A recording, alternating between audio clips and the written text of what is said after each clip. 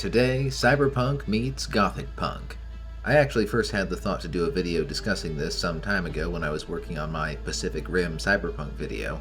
I had also picked up one of the Vampire the Masquerade video games around the same time, and I started to think about how these two things actually mesh rather well. The upcoming release of Bloodlines 2 seemed like a good time to finally get around to it. In terms of how the normal player's place in the world works, they are similar. In one, you are an edge runner, an operative working on the fringes of society in a world dominated by the greater powers of megacorporations, gangs, and governments in a near-future dystopia. In the other, you are, typically, a neonate or fledgling, a relatively newborn vampire working in a world dominated by powerful elders and centuries-old power struggles, all in the shadows of modern society. In both, you play a small fish embroiled in the schemes of much greater predators with themes of facing corrupt power structures, loss of humanity, and alienation. I am aware that many players and game masters choose to play these settings in ways that aren't quite so grim and serious, but this is how the sourcebooks are written. Upon doing some actual research, I found that not only was meshing these two together not an original thought, there is actually official crossover material between the two tabletop games, or at least more official than stuff a random fan posted online. Say hello to the world of Future Darkness, an article published in White Wolf magazine in 1993 offering both lore and mechanical advice for playing in an alternate setting that combines the world of Cyberpunk 2020 with Vampire the Masquerade 2nd Edition. We'll be talking about that article, but more using it as a sort of jumping off point to talk about how the more current editions of these settings might interact. Both games have changed a lot since the early 90s. Really, this is more of a thought experiment video, as well as an excuse to talk about vampires. I'll also be very briefly talking about a sourcebook for Cyberpunk 2020 called Night's Edge. It wasn't written by Talsorian, the creators of the Cyberpunk tabletop, and it isn't a crossover with Vampire the Masquerade, but it is an officially licensed sourcebook about adding vampires to your Cyberpunk game, so I thought to see what it might add to the discussion. Now, I'm not assuming everyone is familiar with both settings. I've never talked about Vampire before, so I'm going to assume my viewers are more familiar with Cyberpunk. Thus, there will be a crash course on Vampire the Masquerade lore embedded in this video. The 5th edition of Vampire deals with stuff about how the vampires have adapted to the digital age, so it's going to be particularly relevant. If I get anything wrong, it's because I may be mixing editions by accident, so sorry if I get things crossed a little. I'll add some of my own thoughts extending the vampire idea into the more recent Cyberpunk Red and 2077 settings. For those of you coming at this from the vampire side of things, briefly, the Cyberpunk 2020 tabletop takes place in a world where a cataclysmic economic collapse in the 1990s led to a complete social collapse in the United States with consequences echoing around the world, in addition to other catastrophes both natural and man-made. In the States, many smaller cities were abandoned, with some of the newly destitute forming nomad clans and taking to the road in search of work and better lives. As a result, the land between major cities is often highly dangerous, filled with gangs and the nomad nations that travel from city to city looking for work and opportunities. Megacorporations carved out zones of influence. So-called booster gangs took advantage of cybernetic enhancements to elevate societal violence to new heights. Some individual states asserted autonomy from the U.S. federal government, which held the nation a hair's breadth from true anarchy through sheer military force at the expense of international influence. Because this setting was conceived of in the late 1980s, the Soviet Union still exists in a reduced state, and cybernetic implants had become commonplace by the 2000s. Several significant conflicts between megacorporations using paramilitary security forces have played out called the Corporate Wars. Amidst all this, an industrialist named Richard Knight got several megacorporations to back his idea to construct a haven on the West Coast, a safe and secure city against the chaos. Well, he got assassinated by the mob, and the newly christened Night City would become a cesspool, dominated by megacorps on high and violent gangs on the street. Night City is the principal setting for the tabletop game, though there's a lot of material facilitating play in other parts of the world. The players are edge runners, street mercenaries that take jobs both for and against the major players of this world. The game has gone through several iterations, expanding the setting from the original setting in 2020, which seemed pretty futuristic in the 1990s, all the way to the still futuristic 2077. I have several long videos available if you want to know more, and more in the scripting stage if I ever get around to it.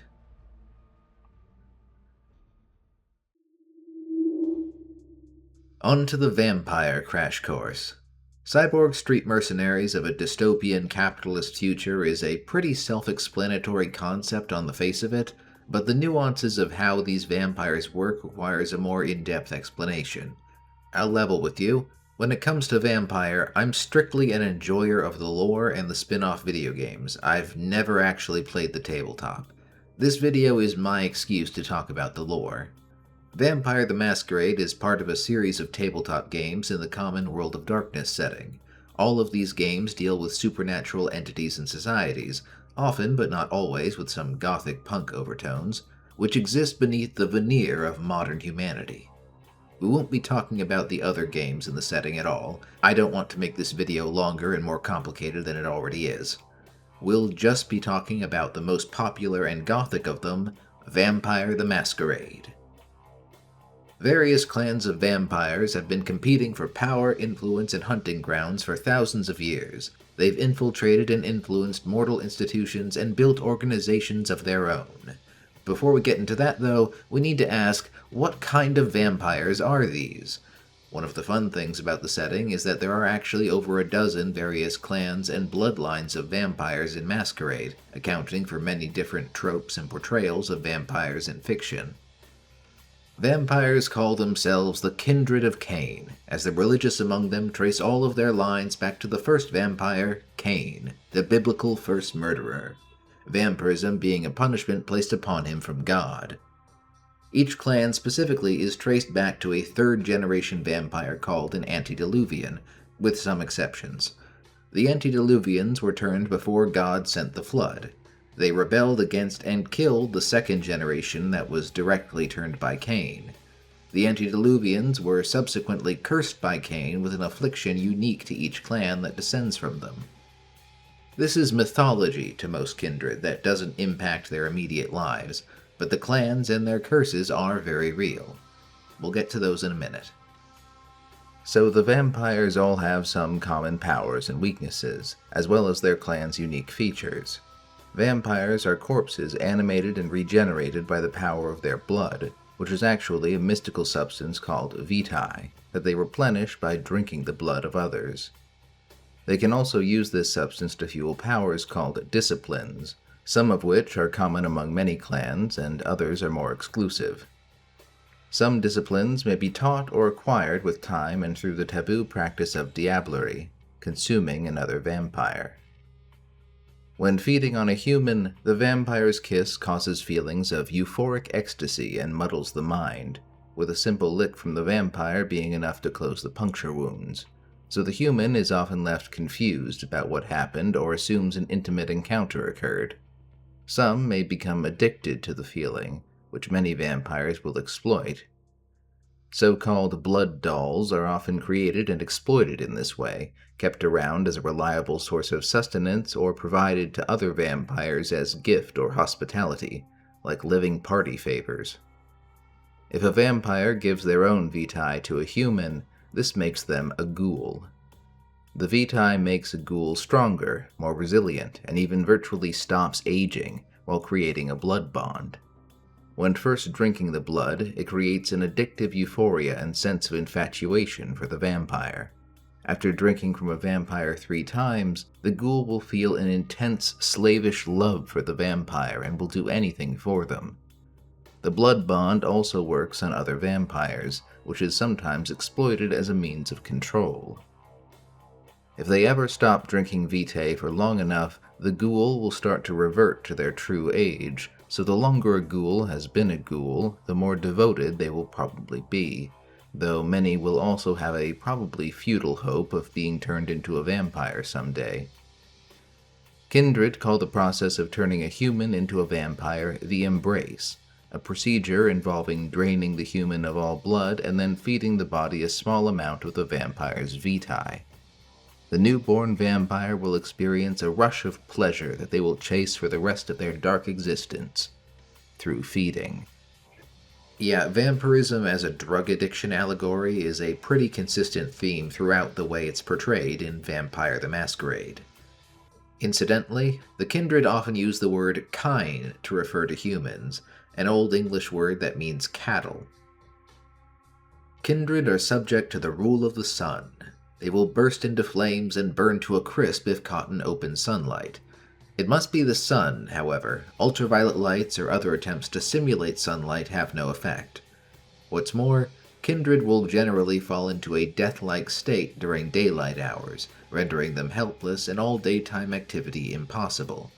For this reason, vampires must always secure a haven to remain safe and hidden during the day. Wooden stakes through the heart are also effective, but not deadly. Staking only paralyzes Kindred until the stake is removed. Garlic does nothing. Most of them have no trouble crossing running water, they don't have to be invited to enter your home, and religious symbols don't have much impact. Faith, on the other hand, does.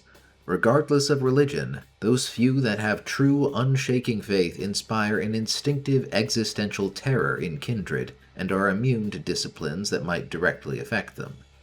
Otherwise, the Kindred are vulnerable to fire, and any sufficiently traumatic injury such as decapitation will be enough to destroy them. Shooting most younger Kindred repeatedly in the chest with high-caliber rounds will probably do the trick as well, unless they use a discipline. They aren't indestructible, though they can eventually heal from most injuries that don't destroy them outright. Kindred must also contend with the Beast, a ravenous inner predator that awakens within them when they become a vampire. If a vampire fails to feed, or in moments of extreme stress, the Beast may cause the vampire to frenzy, reducing them to little more than an instinctive killing machine. How easily the Beast may overtake the vampire will depend on how in touch they are with their humanity. Kindred may also enter torpor, a death-like state of desiccation, potentially to recover from wounds or survive for prolonged periods without feeding. I think that's enough for you to understand the basics of how these vampires work, so let's talk about the predominant vampire organizations. The most organized and largest vampire sect is the Camarilla. It started as an alliance of vampire elders in medieval Europe to defend themselves from various threats, and later spread with the expansion of European colonialism around the world to varying extents. The highest law of the Camarilla are the 6 traditions, and the highest of these is to protect the Masquerade, the deception upon mankind at large that vampires do not exist. The others require that vampires respect the territory of other vampires, create new vampires only with permission of their elder, that sires take responsibility for the child vampires they create, and that kindred present themselves and submit to the ruling vampire whose domain they enter. Lastly, only the elder has the right of destruction over other vampires in their territory, and may call a blood hunt against those in their domain. The Inner Council, sometimes called the Ivory Tower, governs the Camarilla from the shadows, though in practice each Camarilla-controlled city is largely left to its own affairs. They usually intercede only rarely in highly significant matters through official adjudicators called justicars, or removing particularly dangerous vampires with dedicated hunters called alistors. In a Camarilla city, the ruling elder will take the title of prince, aided by several officers that form their court. Most notably, the sheriff serves as the prince's enforcer of the traditions and executioner, while the Primogen Council, composed of representatives from each Camarilla-affiliated clan in the city, advises the prince. The best advice I've heard to help understand how the Camarilla works in the city is to think of it like the Mafia. The clans are like individual crime families or outfits that answer to the godfather figure, the prince. There's a lot of backstabbing and politics that goes on under the veneer of deference and tradition. Not all kindred approve of the Camarilla way of doing things. The Anarchs sect is less of an organization and more of a loose movement that is composed of kindred that reject the deference to elders demanded by the Camarilla. They agree that the Masquerade must be maintained, but that is all they agree on. They've been traditionally marginalized by the Camarilla, but enjoyed a resurgence with the Second Anarch Revolt in 1944, during which Camarilla princes in cities across southern and central California were toppled and the Anarch Free State was established. More commonly, Anarchs will represent factions within cities largely controlled by the Camarilla. The Anarch Free State was a point of contention with the Camarilla for decades. During the 90s, a series of incursions led to the Camarilla getting footholds in the region. There was another faction to this, an invasion of non-kindred vampiric entities from Asia that are basically supernatural beings that subsist on spiritual energy. I'm avoiding talking about them both because I don't want to take another diversion to explain them and because they seem to have been retconned out of the West Coast situation by the latest editions of Vampire the Masquerade. Anyway, Anarchs don't shun authority altogether. An Anarch called a Baron usually takes a leadership position in Anarch territories, but the only tradition they are interested in enforcing is the Masquerade. Remember though, Anarchs are not necessarily nicer or even more progressive in their thinking than the Camarilla. I mean, it's not hard to be more progressive than the feudalistic way the Camarilla operates, but some Anarchs are more driven to get some of their own power outside the Camarilla's rigid structure rather than being particularly principled. They can be quite hypocritical. Then there's the Sabbat. This sect rejects their traditions entirely and is best described as a religious cult. The Sabbat were founded in response to the Camarilla centuries ago. They fully believe all the old stories about the antediluvians and Cain. More importantly, they believe that Cain will return to punish and destroy his rebellious progeny. The Sabbat call themselves the Sword of Cain, seeking to become Cain's army against the antediluvians, ultimately leading to a world where vampires openly reign over humans, as they did in the first city.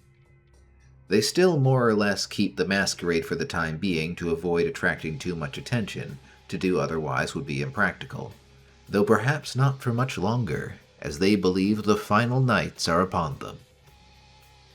The funny thing about the Sabbat is that they're objectively correct about the threat of the antediluvians, who the Camarilla pretend don't exist, but almost everything about their methods just makes them assholes.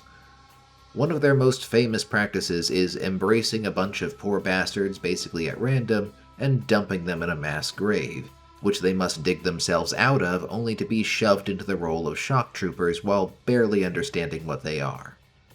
The derogatory term for those turned like that is shovelhead. In the more recent editions, it's said that the Sabbat have actually abandoned most of their holdings and domains to fight in the Gehenna Crusade, so they aren't actually a huge factor in most vampire domains these days. Gehenna refers to the vampire end times, when Cain and the antediluvians will rise and duke it out. Sabbat is waging a preemptive crusade to end the threat of the antediluvians, chiefly in the Levant, where it's believed vampires originated and thus many ancients and elders remain there in slumber. Sabbat believes the end times are upon them, so they've gone to war.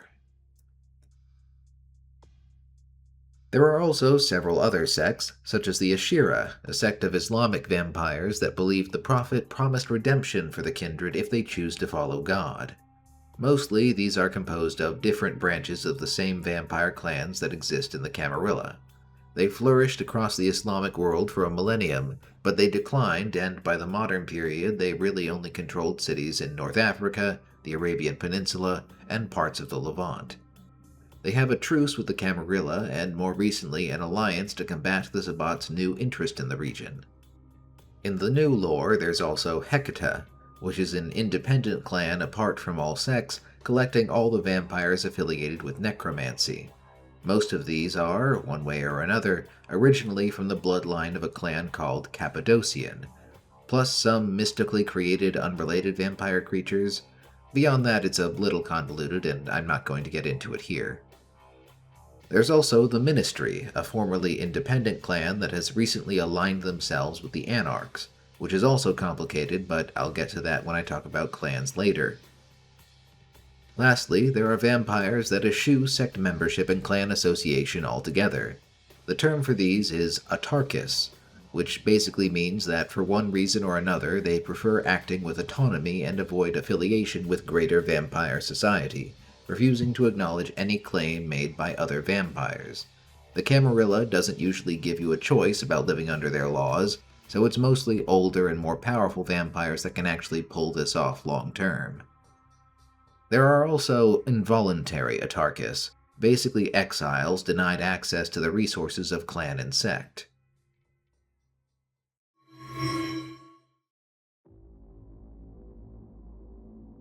Okay, now I should probably get on to the crossover before you all think I've tricked Cyberpunk fans into watching a Vampire the Masquerade lore video.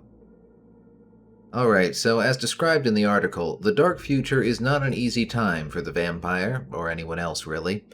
Once, only other kindred and the occasional group of determined hunters really posed a threat, but the advent of cyberware and increasing firepower has leveled the playing field between mortals and vampires considerably. What concerns the surviving vampire elders, though, is detection. The Masquerade is harder to maintain than ever before. Audio implants might reveal the lack of a beating heart. Thermographics will show a kindred's skin is far too cool. Vampires can consciously expend vitae to simulate these signs of life temporarily, an ability called the blush of life, but they can't keep that up all the time and they would need to feed more often, presumably. It might not even be enough against more advanced tech. Even if a vampire is using Blush of Life, you're going to get strained results if someone does something invasive like a blood test. Older vampires have taken to sequestering themselves and interacting with the world through mortal servants. Newer vampires, the neonates and fledglings, do not have that luxury and must make the best of it. There's a broad awareness among the megacorporations, gangs, and edgerunner crowds that there's something strange going on, but nobody's sure what. Many of the executives of those megacorporations are under the sway of one vampire clan or another, directly or indirectly, but that isn't enough to keep things under wraps. The Camarilla apparently has agents in the intelligence community working to suppress information about vampires, but that is also seen as fighting a losing battle. By 2020, the elders of the Camarilla are still attempting to enforce the traditions, but others believe the Masquerade will be irrevocably lost within the next few years. They have exerted more control over developments in Europe, where the Camarilla is strongest, to combat this, and cast a concerned eye over more chaotic cybernetic developments in America. There are two sides to this, though, at least the way I see it. Detection methods may be better, but a lot of the things vampires can do can be written off as cyberware. A vampire throws someone across a room? Must be cyberarms. Dodge bullets? Must be a reflex enhancement. Bite someone's throat out? Implanted fangs. Even the more inhumane vampires can probably walk around a little more freely given the availability of exotic biosculpting. So the more overt acts are less likely to breach the Masquerade even as the more subtle signs get harder to hide. Anyway, according to the article, the Camarilla attempt to clamp down on the traditions has given rise to a new sect calling themselves the Children of Carthagos, composed mostly of disaffected members of the clans Bruja, Nosferatu, Malkavian, and Toreador. I'll briefly describe those clans in a bit, but the most important thing is that this group seeks to create a world where kindred can live openly among the kind. They've started infiltrating the hierarchies of the Anarchs and Camarilla to start laying the groundwork. Neither old sect is a fan of this. The Camarilla has called blood hunts over the mere suspicion of membership. Even many Anarchs view humans as their cattle, and the children as hopeless idealists. I'm going to insert some 5th edition vampire lore here. One of the major events for Kindred of the early 21st century was the advent of the Second Inquisition, spurred by the rapid expansion of digital surveillance technology and social media. Intelligence agencies around the world had started to realize something was going on and quietly joined forces with a Vatican-backed order of vampire hunters called the Society of Leopold. Using intelligence and paramilitary resources across various countries, they coordinate to investigate and eliminate vampire activity. They don't use the word vampire in official briefings, calling them blank bodies due to their low body temperature. Common members of the covert agencies they draw from are also kept in the dark, hearing only of strikes against terrorists. Their first major strike was in Vienna, where they shattered the power base of Clan Tremere and cleansed the city of vampire activity. In the following years, the cities of London, Las Vegas, Paris, and Marseille were cleansed of vampire activity. All of this was a huge blow to the Camarilla, whose panicked elders immediately adopted extremely technophobic policies to try and keep the Kindred as off-grid as possible, utilizing complicated codes for all necessary communications. You can see how this sort of dovetails with the World of Future Darkness article. The government agencies and the hunters don't understand the nuances of Kindred society, but they know enough to hunt them, and the advance of technology has made things harder and harder to hide. So I could see the Second Inquisition existing in this world too, with the added twist that hunters have cyberware now. The article even says that vampire hunters now resemble full-on paramilitary organizations, with the Society of Leopold being kitted out with cybernetics that let them go toe-to-toe with frenzied vampires. Imagine a hunter strike force with a few full Borgs leading the charge. I mean, a true elder could still carve right through them, but nonetheless. I'd also guess that elements of Netwatch, the International Cyber Police, would be among the agencies the Second Inquisition draws from in an updated combined universe to keep tabs on things. But speaking of cyberware, the question on your mind is probably, can vampires regain the advantage by using cyberware? The answer is yes, but it's difficult. According to the article, newly embraced vampires, especially Anarchs, often already have cyberware installed. There is a cost though, and this is where the mechanics of both games come together in an interesting way. Both tabletop games have a humanity stat. In Cyberpunk, it represents alienation and disconnect from one's humanity, strained by the hardships of life and the mutilation of one's own body to add just one more upgrade, leading ultimately to a full mental breakdown called cyberpsychosis. In Vampire, it more or less represents the vampire's struggle to remain in touch with their humanity and resist the influence of the beast. Combining the two would suggest that having a lot of cyberware is going to make that struggle all the harder. The article doesn't say this, but I imagine maintaining the necessary bodily processes to operate the cyberware might also result in vitae depleting faster, and thus needing to feed more. The article doesn't say this, but I imagine maintaining the necessarily bodily processes to operate the cyberware might also result in vitae depleting faster, and thus needing to feed more. In 5th edition, vampires need to use Blush of Life to even interact with touchscreens without a stylus or something, so they will probably need to use it so that cyberware can key off whatever neural impulse controls it. Lore-wise, that makes sense, but it sounds like a rule a lot of game masters would ignore in practice. I haven't had the chance to play the Vampire tabletop, but I'm given to understand a lot of storytellers will be pretty forgiving about when vampires need to use Blush of Life to avoid a lot of tedious checks. For adding new cyberware, it's an involved process. Under normal circumstances, a vampire's body will regenerate from wounds to match the state it was in when they were embraced. It's a problem if your cyber arm is knocked off by your flesh arm growing back. Preventing this requires a novel ritual that will mystically sculpt the flesh into the correct shape using thaumaturgy, a form of blood sorcery used by the Tremere clan, though the Banu Hakim clan and the Zamichi also use forms of blood sorcery. It's a ritual called Awakening the Flesh. So to install cyberware as a vampire, you need to track down a blood sorcerer, a trustworthy Ripperdoc, and then you need to keep yourself supplied with more blood so you can even use it effectively. Good luck with that. Honestly, using cyberware as a vampire sounds like it might just be more trouble than it's worth. At the very least, vampires would be motivated to be very selective in the cyberware they use. I do wonder though, would it even be possible to turn a full Borg, someone that's had a full body replacement and is basically a brain in a jar, into a vampire? How would that work? Feel free to speculate.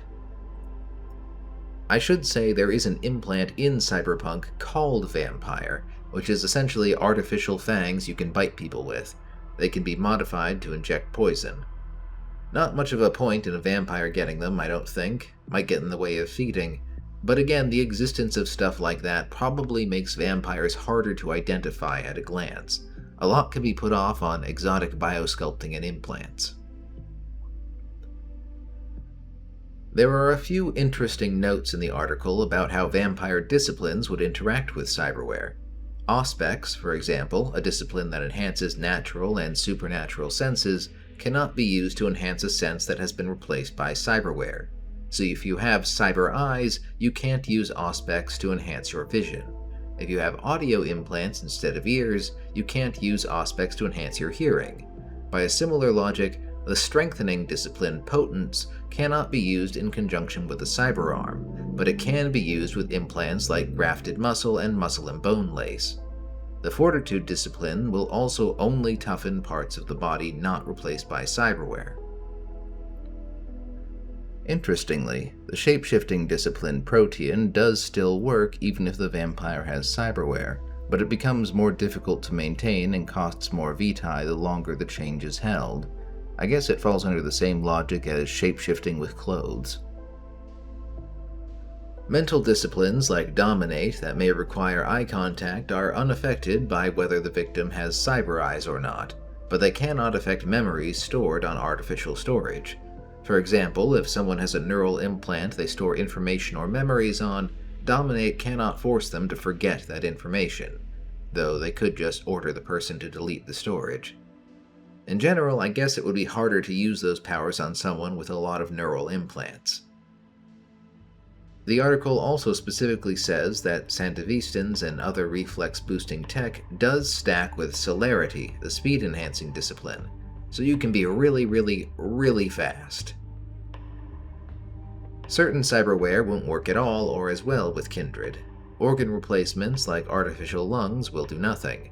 Implants that enhance someone biochemically will simply have no effect. A vampire is still a dead body after all. Most of their organs are shriveled husks. Cyberware that operates by interfacing with the nervous system, including neural implants, will function, however, even if they presumably require the blush of life. Most cyberlimbs, bone lacing, and even subdermal armor will also be compatible. I'm now going to very briefly go through the clans, in no particular order, to explain them and how they've adapted to the world of future darkness.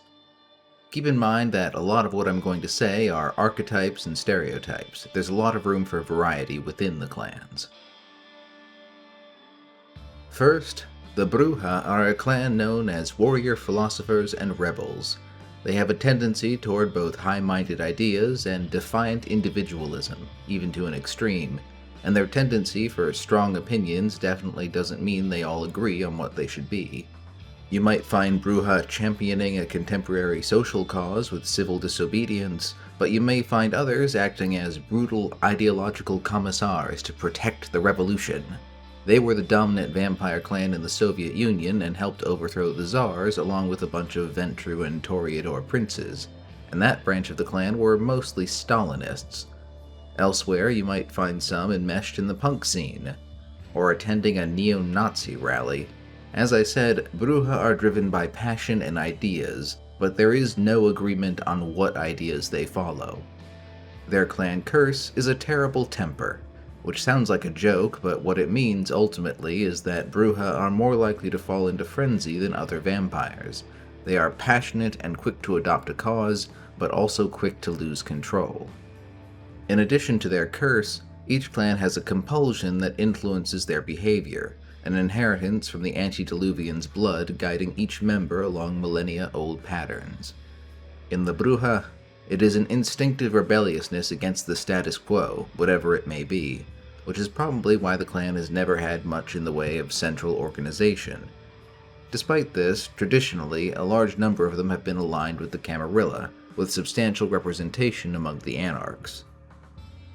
In the more recent additions to the lore, the vast majority of Bruja abandoned the Camarilla to join the Anarch movement after a high-ranking Bruja assassinated a member of the Camarilla high leadership.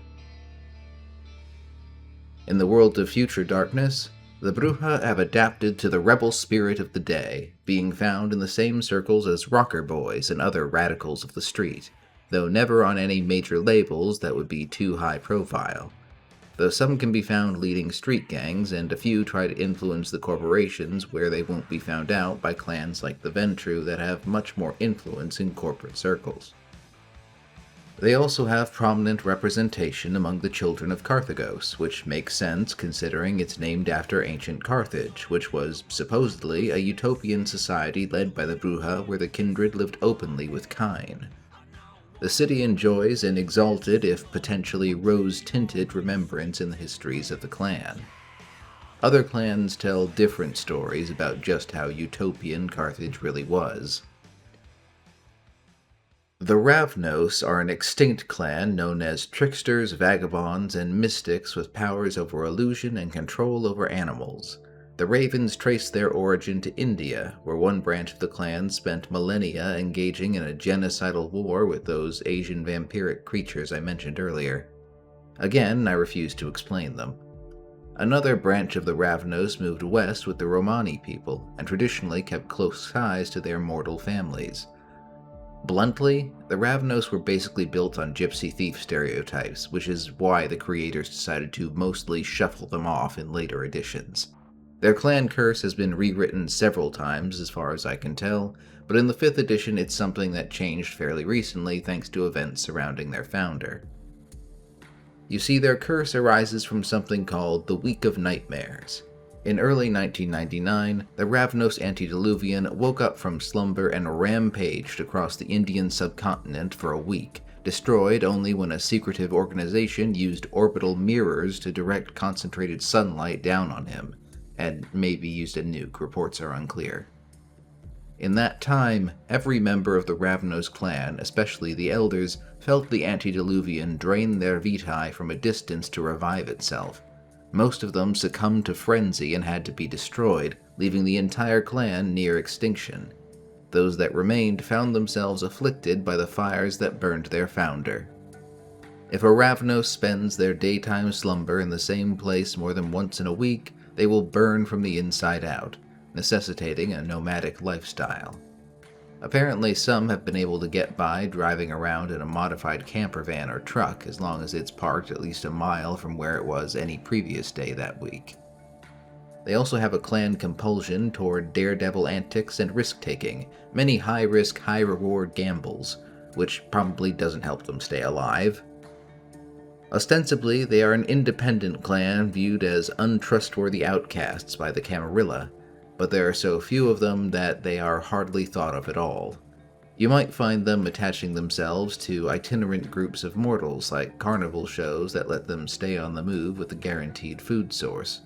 An attempt at organization has sprung up among some, mostly in the form of secret signs and communications to help each other, but most you'll meet are lone actors or independent small groups willing to work for hire.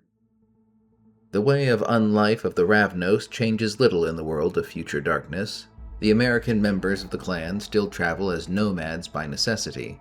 Their contact with human nomad nations is also necessarily only in short bursts, considering how easy it would be for them to give themselves away in the close-knit environment of a nomad pack.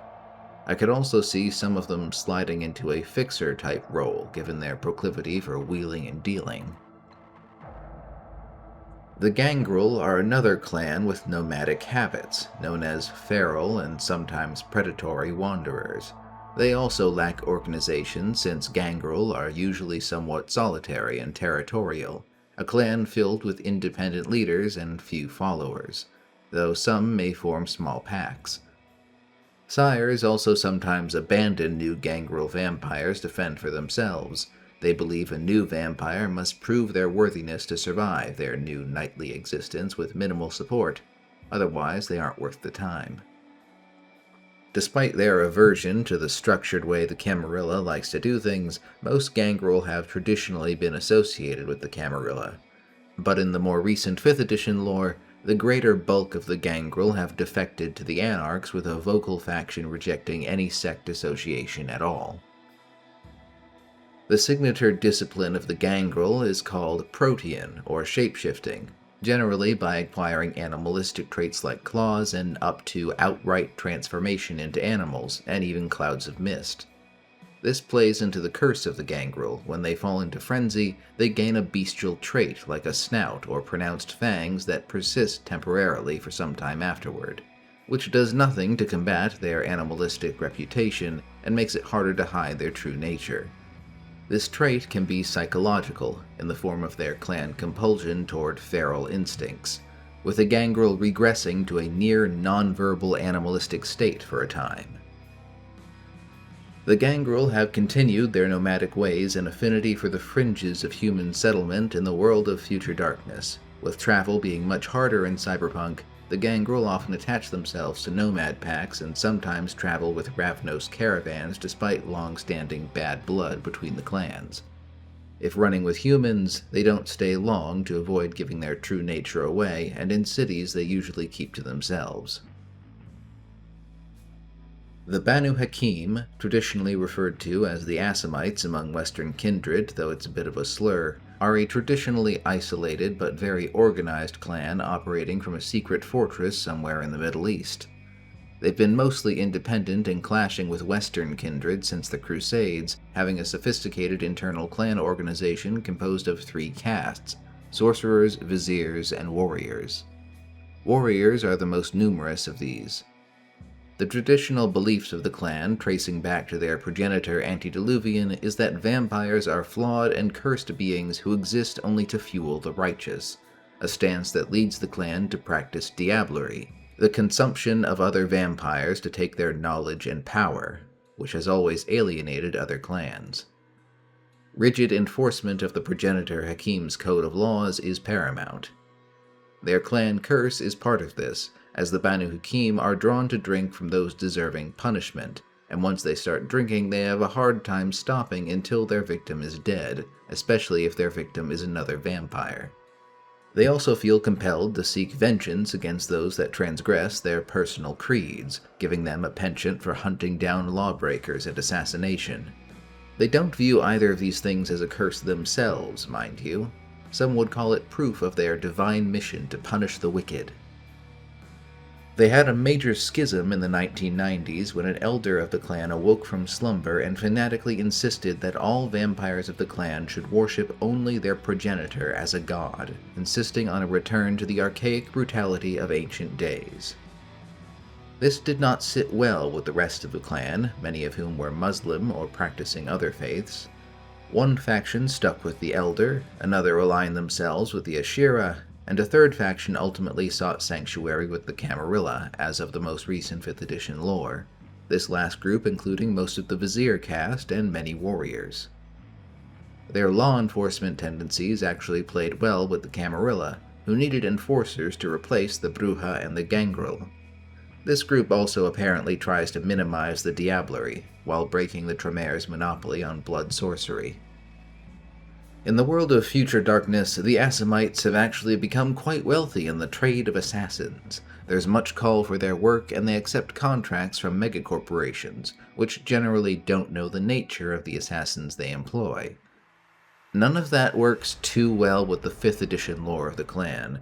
This article was written at a time when the Assamites, as they were called, were cast as a fanatical all-male Islamic assassins guild in early editions of the game. So having been heavily revised since then, I don't think it fits the vibe of the clan. There are still Banu Hakim willing to act as hired guns, I'm sure, if that works with whatever code of ethics they follow, so maybe they could make a killing as corporate assassins. On the other hand, there is plenty of injustice going on in Cyberpunk, even just at a street level, and the Banu Hakim are known to have an affinity for law enforcement. I suspect you might find them taking issue with some of the particularly vicious gangs, especially if there are other kindred involved in those gangs. They could also probably be involved in hunting the children of Carthagos as a threat to the Masquerade in their new roles as enforcers of the Camarilla. They also practice their own brand of blood sorcery, so they can provide that service amongst themselves and to other kindred that may want cyberware. The Middle Eastern part of the clan is going to have some issues due to a regional nuclear war in the area that happened in the Cyberpunk timeline, but I'll talk about that a bit later. So on to the clan of the Moon and Madness, the Malkavians. The Malkavians are known as a clan of mad seers, whose instability is accompanied by an uncanny insight. More than most, they are chiefly distinguished by their inherited curse as well as their dubious gift. Malkavians typically suffer at least one form of mental derangement, manifesting as a diverse range of conditions from powerful phobias to PTSD, manic depression, schizophrenia, synesthesia, and compulsive behavior. This is partly because Malkavians tend to target intelligent but troubled or odd individuals who may already have such a condition, in which case their symptoms may become more exaggerated after their embrace, but the clan curse guarantees they will suffer at least one. At least some of these individuals may have already possessed some sort of second sight or precognitive power before their embrace. Additionally, some Malkavians believe they have a curious connection to one another despite their lack of any organization as a clan, beyond strongly paternal sire-child relationships. It's sometimes called the Cobweb, or the Madness Network, a psychic link that seems to connect and influence Malkavians, though not usually in a clear or controllable way. Some believe that the Malkavian antediluvian, who was supposedly destroyed under mysterious circumstances thousands of years ago, still exists within this connection. Others take this one step further and suggest that the entire Malkavian clan are nothing but puppets for their antediluvian's will. Through a combination of the Cobweb, powerful use of the Auspex discipline, and other factors, Malkavians are often able to gain uncanny insight into the past, present, or future. Often these insights are less than clear, manifesting as cryptic visions or nonsensical voices. They have long been affiliated with the Camarilla, who treat them with some wariness, and thus they rarely hold direct leadership positions. They find Malkavian insight very valuable, but have concerns about their unpredictable behavior. All we're told about the Malkavians in the world of future darkness is that they still congregate wherever madness and insanity is common, which naturally means they can be found on the streets of every American city in Cyberpunk. I can imagine some corpo trying to take advantage of that insight if they can, but it's so inconsistent I think they would struggle to make use of it. Poor mental health being not uncommon, I doubt it even makes them stand out too much. How do you tell if Gary the Street Prophet is actually a secret Malkavian or not? If there's a clan more defined by its curse than the Malkavians, it would be the Nosferatu.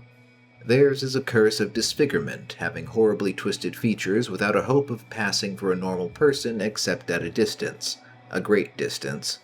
My favorite description of a Nosferatu is that at a distance of 5 feet, they look like something meant to be viewed from 20 feet. Their features will revert to their hideous visage even if they seek surgical or mystical means to change their physical appearance. Some Nosferatu were actually beauty queens or other vain, high-class individuals chosen for the embrace as a sort of lesson of humility. These are often called Cleopatras, and they tend to be decidedly bitter individuals. Nosferatu have never been able to live among humans, and even other kindred tend to treat them as outcasts. Thus they mostly live amongst themselves in broods ensconced in underground nests, usually connected to city sewer systems that they use to get around, and as a result there's a strong sense of clan loyalty among them. The Nosferatu have carved out a niche among kindred as spy masters and information brokers, traditionally using their disciplines for concealment and animal manipulation. In fact, their clan compulsion is cryptophilia, the need to know and a love of secrets. This made them a valuable part of the Camarilla. In more recent decades, they became adept at building digital infrastructure, constructing a secret network called ShrekNet, which is not named after a green ogre, but after Max Schreck, the actor who played Count Orlok in the film Nosferatu, the old one. They would use this network for secure communication about the Kindred's world, which backfired on them spectacularly in 5th edition lore.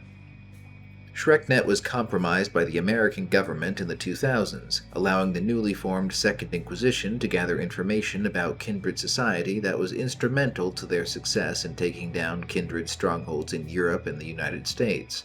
The Nosferatu destroyed ShrekNet's servers themselves, but it was a major blow of trust to the clan's abilities that they are still trying to make up for. We're told that the Nosferatu have continued to live their lives underground in the world of future darkness, separate from other kindred and humans, but their information networks have expanded dramatically and there's very little they can't uncover. Even without ShrekNet, the Nosferatu would absolutely need to have netrunners among them to maintain their information gathering edge. They might even target some netrunners specifically for the Embrace. The Nosferatu also commonly have a complex about physical beauty that might interact in interesting ways with the Netrunners' ability to create their own avatars in Cyberpunk's VR version of cyberspace. They never had any hope of passing for human anyway, but they can probably live active lives in the digital world, provided they don't attract the attention of Netwatch, which is absolutely working with the Second Inquisition in my version of this crossover. The post-Second Inquisition security-conscious Nosferatu networks might have been better prepared for the data crash than most, which would have allowed them to gain some advantage in the post-Fourth Corporate War era. More on that later. Next, the Clan of the Rose, Toreador. These are your archetypical sensual and seductive sorts of vampire. The Toreador are a clan fixated on beauty, often in a hedonistic vein. This is partly because of their clan curse, a curse of aesthetic fixation. They're filled with the desire for beauty, such that they suffer when trying to use their powers in less than ideal surroundings. Similarly, they have a compulsion that drives them to all-consuming obsession. If a Toreador sees something they find particularly beautiful, they may fall into an enraptured trance and become dead to the world save for the object of their attention. This extends to the clan's general outlook, with many targets for the Embrace being artists of all types, art critics, collectors, or simply beautiful people. Incidentally, the Toreador and Nosferatu clans historically don't like each other very much. The advent of the digital age has opened up a lot of new avenues of art for them to sink their fangs into as well. Showing off new works of art is a favorite at Toreador social gatherings, which the clan has many of despite not having much in the way of clan organization. There can be a capricious side to this fascination, however, as what a Toreador finds beautiful one week might be boring and passé the next. Toreador sires have been known to abandon child vampires over this. Furthermore, the sort of things a Toreador finds beautiful could be quite depraved and degenerate. The Toreador have been part of the Camarilla since its founding, having a role in crafting many of the sect's traditions alongside the Ventru. Some are attracted to the glamour of high society, both among mortals and the court of the Camarilla princes. They are also more likely than most other clans to maintain a mortal identity and a role in mortal society, especially where the arts are concerned. Thus they tend to be very in touch with modern trends. The Toreador are said to remain a powerful force in the Camarilla in the world of future darkness, with a few influential Toreadors controlling powerful entertainment companies. I can imagine things like brain dances would be keenly interesting to them. Could you make a brain dance of what it feels like for a mortal to be fed on? Possibly.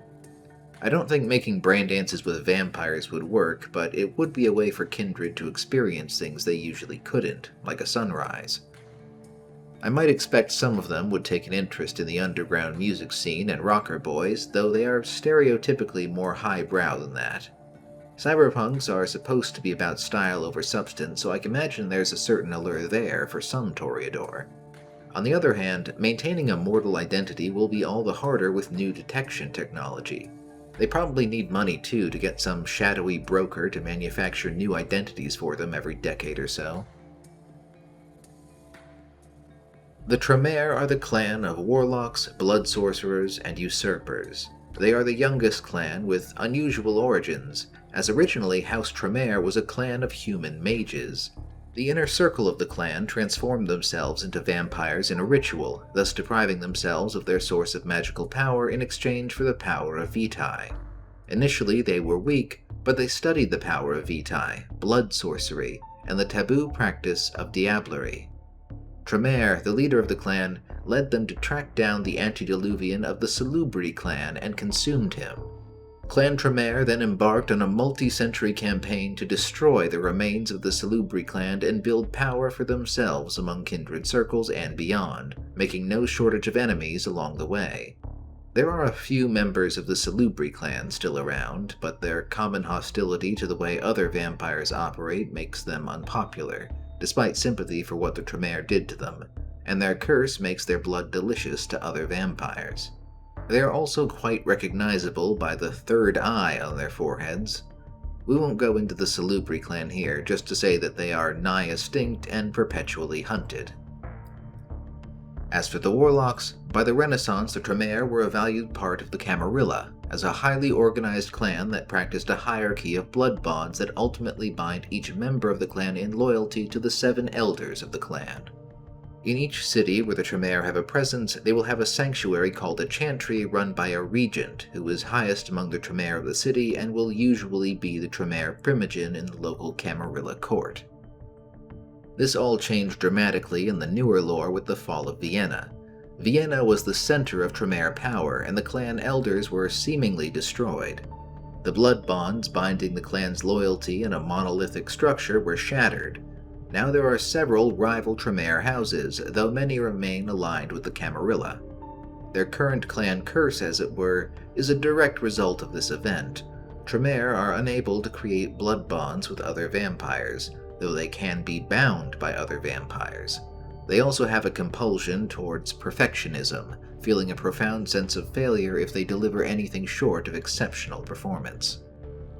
In the world of future darkness, the Tremere are said to be interested in gaining more influence in the mortal world, controlling puppets in the mid to upper ranks of many corporations. The world of future darkness and the 5th edition versions don't jive well here, since the clan has become a lot more disorganized and probably less able to maintain that influence. It's unsaid in the article, but I imagine the Tremere probably do a lot of business with younger kindred looking to add cyberware through providing the necessary blood rituals. They're probably quite valued by any sect they're a part of for that capability. It helps that there are a lot more free agent Tremere around now that the regimented structure of the clan has been broken. Having blood sorcerers on hand is practically necessary for any organization of vampires to stay competitive in a world with ubiquitous cybernetics. That might be the key to rebuilding their prosperity.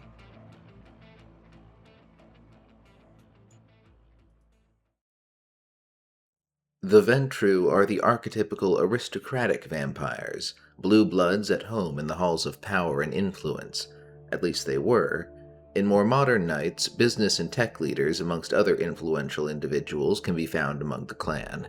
Even organized crime, though not anyone too high profile so as not to draw too much attention. Members seek power, prestige, and status. The belief that they have not only the right, but also are best suited to rule is strong in the Ventru clan. They justify this with the belief that their progenitor served as advisor to Cain himself in the early days of the Kindred. This plays into their clan compulsion toward an arrogant need to be obeyed and assume command in a given situation. The Ventru are amongst the most organized of the clans, as the clan is effectively the most powerful in the Camarilla in addition to having its own ranks of status and social distinction. Each member of the clan understands exactly where they stand in rank to any other in its structure according to the amount of dignitas they have achieved, a sort of social currency measured by prosperity and adherence to the codes of etiquette and gentility the clan ascribes to. The tradition of respecting the territory of and coming to the aid of other clan members is credited as one of the clan's greatest strengths that has enabled their enduring success through the centuries. A neonate only finds full acceptance with the clan after being ritually tested, reciting their lineage, and swearing loyalty to a local board of the clan. Ventru that reject this hierarchy and align themselves with the Anarchs are vanishingly rare, mostly because they are viciously hunted by their clan members. As for their clan weakness, Ventru have dietary requirements. They're blood snobs. The specifics will differ from Ventru to Ventru, but each one will have a preference for the sort of person they drink from. It can be anything, and extremely arbitrary, like exclusively feeding on people with specific beliefs or medical conditions, or people whose net worth has at least 7 digits.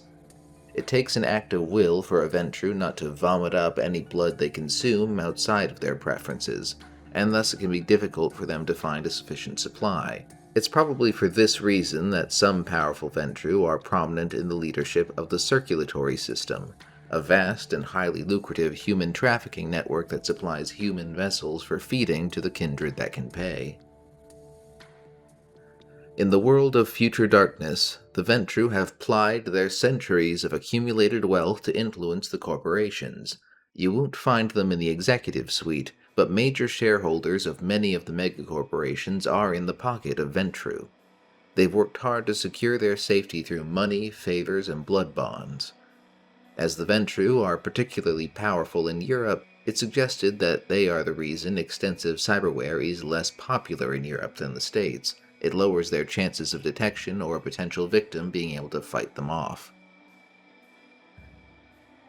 Then there's the Ministry, also called the followers of Set or Setites.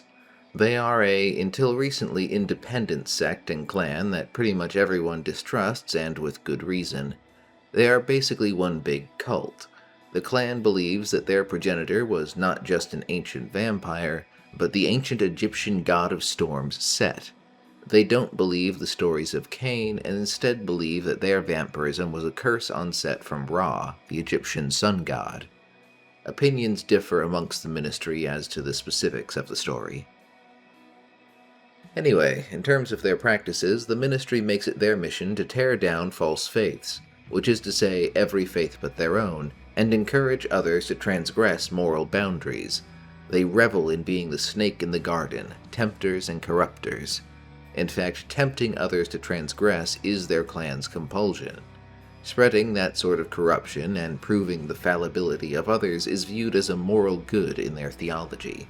Thus pretty much every other clan distrusts them, though occasionally finds their services useful. They deal in all vices and valuable artifacts. Internally, they're organized around temples, having one or more in various large cities. In mortal society, they can be found masquerading as drug lords, pimps, and other vice peddlers. At higher levels, you could find them as powerful movie executives, self-help gurus, and even the occasional therapist. Very rarely you will find vampires from other clans that have joined the Ministry, but most Setites were indoctrinated into the cult as mortals and initiated before being embraced. They were an independent clan, but more recently many members of the clan have been joining the Anarchs since being spurned by the Camarilla. Their clan curse is an aversion to light, even more so than other vampires. They burn more quickly in the sun, and any bright light, natural or unnatural, will cause them to recoil. As for the world of future darkness, business is booming for the followers of Set. The demand for vice is sky high, and they are all too happy to provide. The article describes them as a clan very much on the rise, dealing the newest designer drugs, and even running some of the nastier gangs. They lurk in the shadows of the dark future's excesses, quietly accumulating wealth and spreading their influence. Ministry tends to have mortal followers that serve as their primary source of food and new recruits, which will probably have a bigger role to keep the vampires less exposed. I think they're pretty well positioned to make a killing and protect themselves from the scrutiny of the hunters.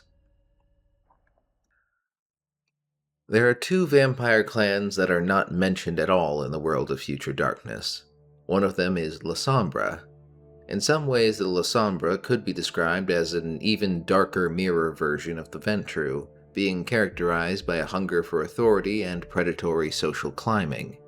They don't prioritize prestige the same way the Ventru do, generally seeing it as a great way to become a target. Thus, they often prefer to wield influence from the shadows, rarely flaunting it too openly unless they want to make a point. Where a Ventru might delegate, the La Sombra isn't afraid to get their hands dirty. They view ambition without sympathy as a desired trait in new vampires. Those that fight tooth and nail for survival and success are also attractive targets for their embrace. In fact, a penchant for ruthlessness is their clan compulsion. They are an organized clan, though not so rigidly as the Ventru.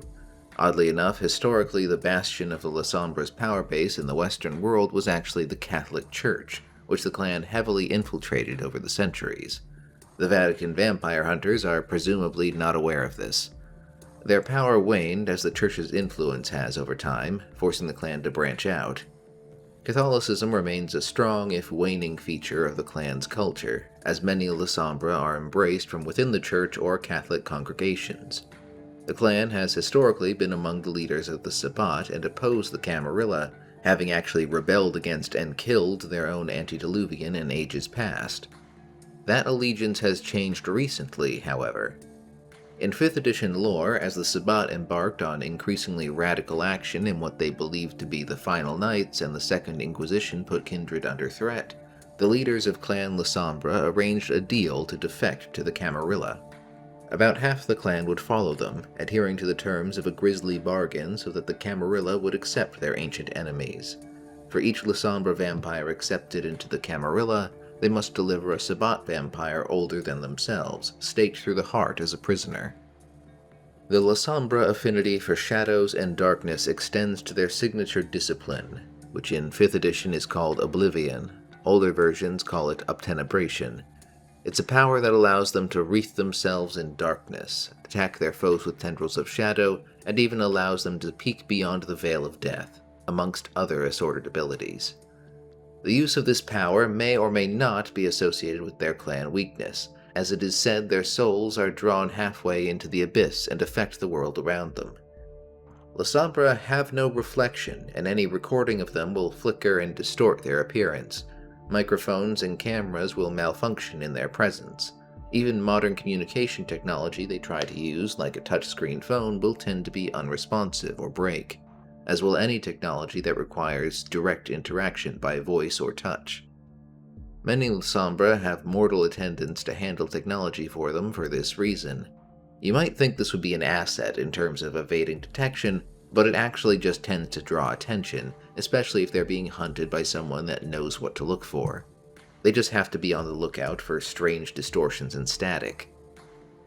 Also, consider the mental health effects of never being able to see your own image again, not in mirrors, photography, or any sort of recording.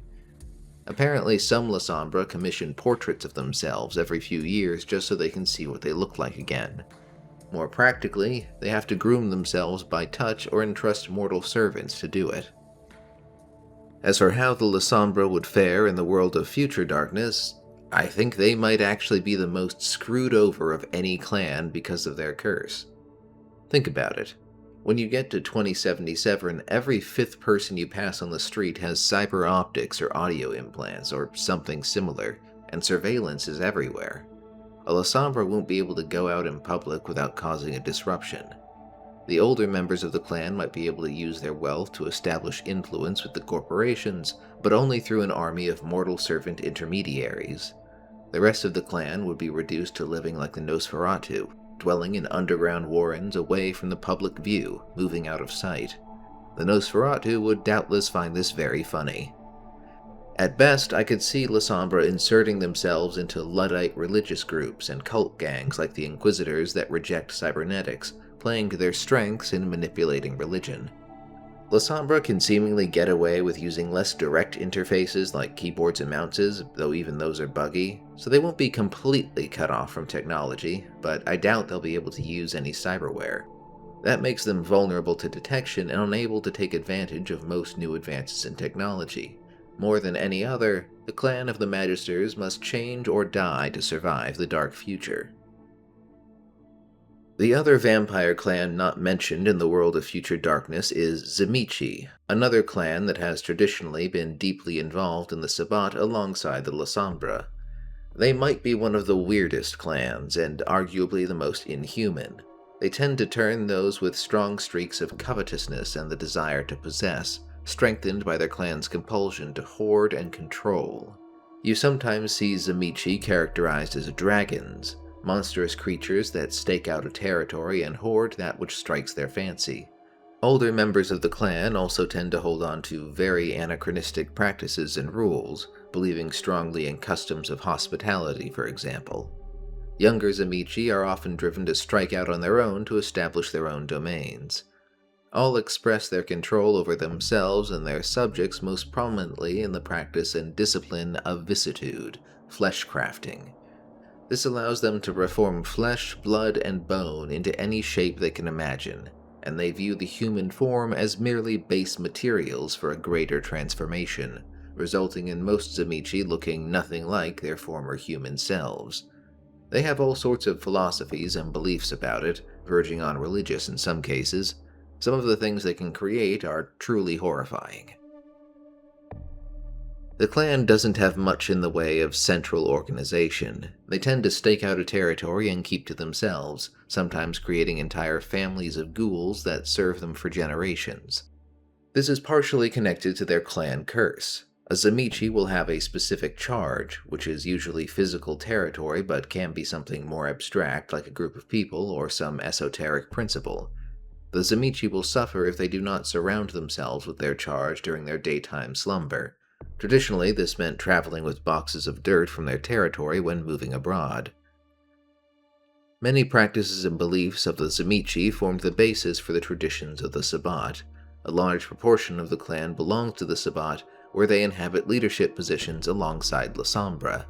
There are also Zamichi Anarchs, mostly younger members of the clan looking to establish their own territory, but much of the rest of the clan are vampires that belong to no sect and act as very solitary creatures. These are mostly older vampires found in the clan's traditional territories in Eastern Europe. As for how the Zamichi would fare in the world of future darkness, again, they are not mentioned in the article, so I can just offer my own ideas. Honestly, their tendency to hunker down with a bunch of serving ghouls would probably help them stay hidden from hunters. Even their inhuman appearances could be passed off as exotic biosculpting if pressed. I could actually see the transhuman ideas around cyberware and body modification being of some interest to young Zamichi, and since they have access to a form of blood sorcery, they could theoretically experiment with it to their heart's content. I imagine they could whip up some truly horrific combinations of flesh-grafted monstrosities and cybernetic implants. Additionally, the old clan Zamichi in Eastern Europe might have some issues related to things going on in that area in the Cyberpunk universe. The Balkans have been in a state of perpetual war since the 90s in this timeline. I know I said I didn't want to get into explaining the various factions of Hecata, but the World of Future Darkness does mention their most prominent faction, the Giovanni. The Giovanni were an Italian merchant family that dabbled in necromancy, whose patriarch was embraced into the Cappadocian clan in the Middle Ages.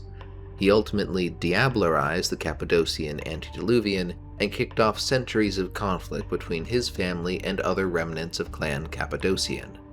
The Giovanni basically violate the Masquerade constantly by maintaining a strong connection between the mortal family and the embraced family members.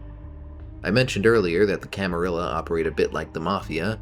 Well, the Giovanni are basically a Mafia and merchant family with vampire necromancers. Members of the mortal family compete to be worthy of embrace into the vampiric family. They don't embrace exclusively from the family just most of the time, but almost every embrace is a carefully measured decision. Some big changes happened in the modern Knights, though. With the Giovanni weakened by the recent disappearance of their patriarch, a swarm of wraiths attacked Cappadocian vampires from the beyond as a result, all being under threat from the Second Inquisition. The various bloodlines of Clan Cappadocian decided to put aside their differences to form Hecata in an event called the Family Reunion. Younger members of all bloodlines laid the groundwork when they started communicating without their elders' permission, frustrated at the practices of the traditional Giovanni and all the fighting. It required some sacrifices. Various elders of the Giovanni were served up to appease the other bloodlines, but the Giovanni secured a role for themselves as the face of the new clan of death, Hecata. The Giovanni are still the most populous of the clan as well, so they effectively have a leading position. Hecata is basically one of the world's largest and richest cults, building wealth through the many interests of the Giovanni and expanding their knowledge of necromancy. As an entirely independent clan, they also don't have sect obligations on them, though the sects are largely content to take advantage of the services Hecata provides. They use the Oblivion discipline like the La Sombra, but they use their access to the unearthly plane to enslave spirits and perform necromantic rituals rather than summoning shadows. The clan curse is one of a painful kiss.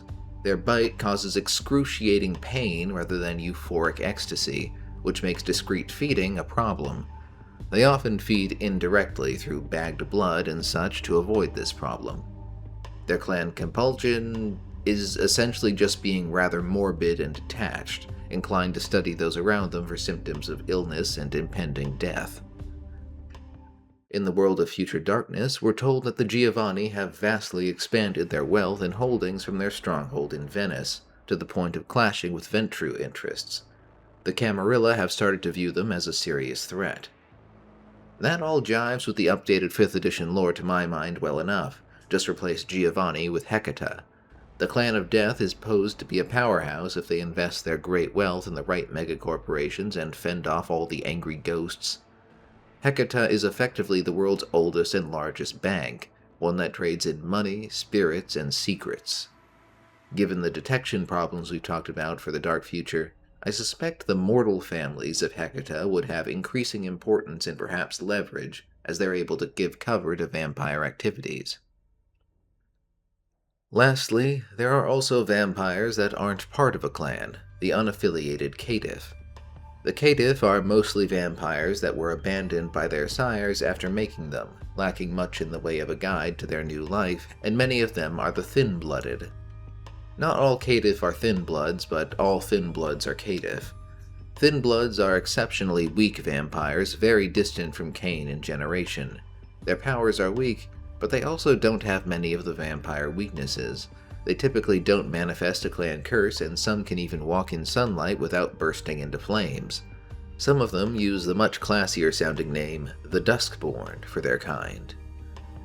They are largely despised by the Camarilla due to their weakness, lack of clan affiliation, and what they represent in the degeneration of vampire bloodlines, being very much at the bottom of Kindred social structures if they aren't hunted as potential risks to the Masquerade. Anarchs might be a bit more tolerant, but that depends on the Baron. Some Duskborn seek to acquire the blood of a higher vampire so they can become a full-fledged Kindred by consuming it, but few Kindred would willingly provide such. Some have developed elixirs from another vampire's blood that temporarily give them access to disciplines or other powers, though they'd still struggle to keep up with other Kindred. Others still have started organizing, and actually take pride in their flexibility and lack of debilitating weaknesses, embracing more thin-bloods deliberately.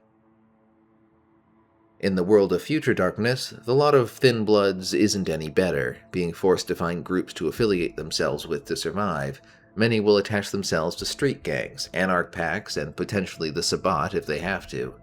In some ways, their lack of some traditional weaknesses will help them stay hidden, I suspect, but their lack of access to clan or sect resources will make things hard, as it always has. On the other hand, the time may be right for some sect to start making use of the Caitiff as agents, especially those that can walk in the sun. They can pass for human better than most. Before we move on, there's a brand new vampire bloodline from the world of Future Darkness, the Cyberpunk clan. Yes, really, that's apparently what they call themselves. I think this article sort of expects players to make characters in this clan. After several false starts, this bloodline was apparently developed as an alliance between a netrunner called Aaron and a Ravnos vampire called Margali. So I guess it's technically a bloodline of the Ravnos clan, maybe after various efforts to influence technology with some sort of blood sorcery. The bloodline lacks the signature illusion or animal controlling powers of the Ravnos, but has replaced them with a unique discipline for the new age called Technica. This discipline basically gives them the ability to mystically commune with technology, using it, powering a device even without an energy source, and even converse with the spirit of the device, which might just be the program controlling it. At its highest levels, the discipline allows the vampires to send their life energy into the machine and inhabit it, controlling it directly while leaving their physical body in a state similar to torpor. They can become the ghost in the machine, as it were. The clan weakness, according to the article, is apparently a tendency to rely on technology over vampire disciplines, to the point that there's a willpower penalty if they start relying on disciplines more than technology. I'm unsure of a design choice that discourages players from using half of their power set, but oh well. No mention if they inherited any Ravnos curse. The clan is extremely new, having only come into existence around 2016, and thus none of its few members are more than a few vampire years old in the 2020 Cyberpunk setting, and none are lower than 7th generation. They are entirely localized in Night City, California, and all members of the clan are Anarchs. They seem kind of goofy to me, but there are cool ideas in there. I like the idea of Technica as a discipline of the new age, though the clan curse could definitely use some workshopping. They probably need a better backstory, too. I don't think a new vampire bloodline is something a random netrunner and a Ravnos could whip up in their garage. It needs some stronger justification than that, to my mind. Add in an artifact, a rogue AI, some ancient vitae, a digitized vampire consciousness, I don't know. Something to spice up their backstory with some existential dread. Okay, here's my idea. Maybe this Ravnos is an elder that learned blood sorcery, and he was working with this netrunner to try and create the Technica discipline using some potent vitae or artifact. Technica allows one to become the ghost in the machine at high levels, right? So maybe in the process of developing that power, something went terribly wrong. The vampire was overcome by some influence and trapped as a ravenous vampiric consciousness in the net, while the netrunner Aaron was turned into the first of the Cyberpunk clan of vampires. Now, the vampiric consciousness of Margali, overcome by the beast, stalks the net, devouring the essence of unwary netrunners and especially cyberpunk vampires that cross his path. Maybe Aaron conspired to contain him beyond the Black Wall, and by 2077 he would have spent over 50 years battling and consuming rogue AI, and who knows what he would be by then. Or something batshit like that.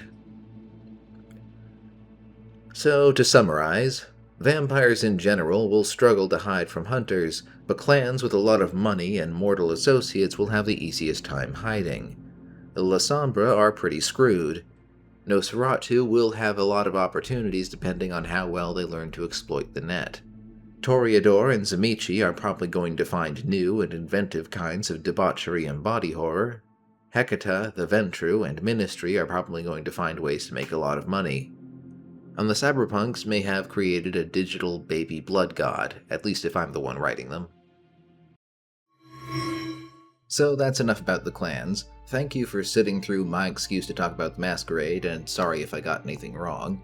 Now let's bring things back to Cyberpunk. Before we go into more speculative territory, let's see what the Night's Edge Sourcebook has to add to the discussion. A lot of the actual vampire lore doesn't apply to the Masquerade crossover, so we won't discuss it here. The book is actually written to give the storyteller leeway in deciding to have supernatural vampires or vampires that are closer to genetic mutants, which is very thoughtful, I think, but it does mean the vampires are somewhat vaguely defined. It does have an answer to the question of if vampires can get into space. There are lunar and Martian colonies in the Cyberpunk universe, in addition to orbital habitats.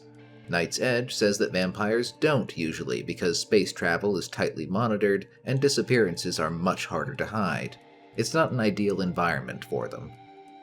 On the other hand, the in-universe author of the vampire fluff in this sourcebook is a 1,000-year-old vampire named Von Konos, a Methuselah in Masquerade terminology, that awoke from a few decades of torpor in 1999 and was excited by all the new technology. So over the coming decades he invested his millennium of accumulated wealth and bought himself an abandoned space station synchronously orbiting the dark side of the moon. He lives there now, where he spends his time composing his memoirs in peace, I guess. But the more interesting stuff I found was more the stuff around the vampires. The World of Future Darkness article says that lots of groups like the government, edge runners, and corporations are vaguely aware of weird stuff going on, but not what. Night's Edge offers some additional examples of that, which muddy the water a bit and creates confusion about the reality of vampires. Where legends of the past were rooted in religion and superstition, the myths of the present are found in pseudoscientific rationalism. Conspiracy theories abound about genetic experiments gone wrong from the corporate wars or the CIA. Rumors talk about black programs reanimating cyborgs after death. Netrunners turned into monsters by strange digital contagions, or some new plague causing genetic mutations. Aside from rumors and conspiracy theories, one of those things that muddies the water is the existence of vampire poser gangs. The Philharmonic Vampires are a prankster gang that has a lot of history in the lore, but they just wear capes and fake teeth as part of the gag. They're not really what we're talking about here. In Cyberpunk, poser gangs are street gangs that pick an aesthetic, usually from pop culture, and live it like a creed. The vampire posers go in for biosculpting to get that gaunt yet beautiful look, permanently pallid complexions, maybe even those vampire implant fangs I mentioned, and more. The Sourcebook gives Night City their very own resident vampire poser gang calling themselves Dracula's Children. These guys garb themselves in 19th century fashion and put on Slavic accents, probably bad ones. They all have implanted fangs, and there are reports of them drinking human blood, but no murders or other crimes have ever been tied to the group. Their leader, a mysterious guy who calls himself Vlad, of course, makes sure they keep their noses clean. As a result, the gang is seen as quite civilized and quiet, not drawing much attention to themselves. The gang is also inexplicably wealthy too, operating out of a damn castle someone built in South Night City. You know, reading that description with the Masquerade context in mind, it kind of sounds like these might be someone's ghouls. Like someone wanted a ready supply of minions, so they built this poser gang of vampire wannabes to hide them in plain sight. That's a fun idea. Dracula is an actual vampire in the Masquerade lore, a Zamichi, infamous for courting a Masquerade breach by manipulating Bram Stoker into writing his book. He's having a laugh, or someone's mocking him with this. But there are those who take the pursuit of the vampire aesthetic too far, for reasons of obsession or some mental health condition. This is how you get what are called CyberVamps, those that heavily modify themselves to make them seem to be vampires. They go beyond cosmetic biosculpting, reflex enhancement, muscle grafts, low-light cyber optics and audio implants for enhanced senses. Add in the implanted fangs and claws, and it doesn't take much more for an already unstable person going for the full kit to be pushed over the edge into cyberpsychosis. Many such cases are deluded enough to believe they are vampires and act accordingly. True vampires generally avoid associating with these types, though to be honest, I can totally imagine some demented kindred finding one cute and trying to keep them as a pet until they got bored. Alternatively, some poor fledgling could run into a cybervamp in a dark alley that delusionally views them as competition. There are also people with more garden variety mental health conditions that genuinely believe they are vampires and commit acts of murder and cannibalism, so you can see how it can be very hard for hunters to sort through the carnage to find the trail of a real vampire with so many pretenders knocking around. There are a few ideas for hunters the book has too. It's intended to let players be vampires or hunters. The big hunter group is the Sun Knights.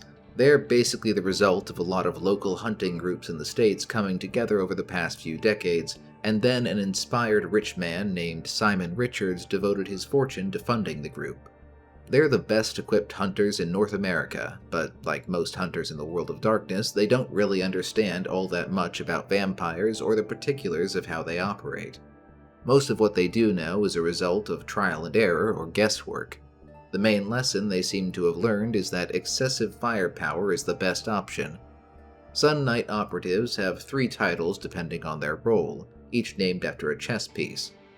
Bishops are basically fixers. They run surveillance, logistics, and plan the operations. Rooks are support operatives, handling driving, communications, or medical support. Finally, Knights are the heavily armed frontline hunters. Supposedly, the Sun Knights operate with the quiet approval of the FBI. Maybe in our crossover universe, the Sun Knights could be a group the Second Inquisition cooperates with. There's also the Inquisitors. In Cyberpunk, the Inquisitors are a religious gang/paramilitary group that believes cybernetics are evil and actively target heavily chromed-out individuals and groups. Maelstrom as a gang was founded explicitly by combat gangers that wanted payback against the Inquisitors. This sourcebook offers a specific subgroup of the gang called the Predato Nosferatu sect. These guys specialize in targeting those that have used cybernetics to take on monstrous forms, mostly cybervamps. It doesn't seem like these guys have any idea that true vampires actually exist. If they've ever killed one, it was purely by accident because they thought they were a cybervamp. What's impressive is that they managed to do it while eschewing cybernetics or even most heavy weapons. Their predators, as they call their hunters, are highly skilled with weapons and attempt to exploit the delusional psychology of most CyberVamps by invoking the traditional weaknesses: stakes, fire, crosses, mirrors, garlic, and whatever else they can think of. I could imagine a chromed up Kindred getting caught in their crosshairs if they aren't careful. I think that's all I want to add from Night's Edge. There are some additional rules in here for adding psychic powers and werewolves to your Cyberpunk game, but that's a bit outside our scope for this video. I'm glad I decided to add Night's Edge to this. Adding in stuff like the vampire posers and cybervamps really helps flesh out the cyberpunk side of this crossover, I think, since World of Future Darkness is mostly concerned with how the Kindred live in a cyberpunk world. Now I'm going to share my thoughts about how the vampire situation would evolve in the more modern cyberpunk settings: Cyberpunk Red, which takes place in 2045, and Cyberpunk 2077. The sources for this video are all from the early 90s, so we're firmly in speculative territory. Now, the big change from Cyberpunk 2020 to Red has to do with the fallout of the Fourth Corporate War, an event in the 2020s that was basically a war between the two largest private military and arms manufacturing companies in the world, Militech and Arasaka. They both had global reach, so there was fighting going on all over the world, including releasing indiscriminate autonomous weapons into the sea lanes to disrupt supply lines, which brought global trade to a screeching halt for a while. Biological weapons were unleashed. They engineered conflicts in and between countries that were clients of the two companies to divert resources, and there was even a nuclear bomb detonated in Night City. Perhaps the biggest single development was something called the data crash, which was basically a digital weapon that caused data on every computer connected on the net to become corrupted. Netwatch basically had to nuke the entire internet to stop the infection from spreading. An incalculable amount of information was simply lost or survived only on isolated servers. Cyberpunk Red very much takes place in a world still recovering from those events several decades later. It isn't post-apocalyptic by any means. A lot of advanced tech is still produced, but it is more scarce and harder to get a hold of. Communication networks are local, and communicating between cities in the same country may entail hiring a courier to physically transport messages, or extremely expensive satellite connections. The digital landscape has been rebuilt, but in a fragmented state. Networks are strictly local. Cities will have their own net, but many companies and entities maintain their own air-gapped networks. Long-distance communication is slow and expensive.